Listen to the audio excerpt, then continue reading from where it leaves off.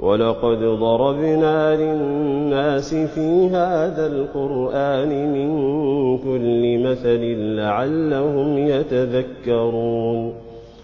قرآنا عربيا غير ذي عوج لعلهم يتقون ضرب الله مثلا رجلا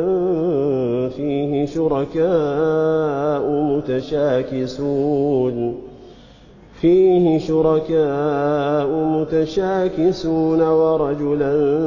سلما لرجل هل يستويان مثلا الحمد لله بل أكثرهم لا يعلمون إنك ميت وإنهم ميتون ثم إنكم يوم القيامة عند ربكم تختصمون فمن أظلم ممن كذب على الله وكذب بالصدق إذ جاءه أليس في جهنم مثوى للكافرين والذي جاء بالصدق وصدق به أولئك هم المتقون لهم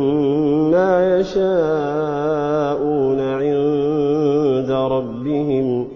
ذلك جزاء المحسنين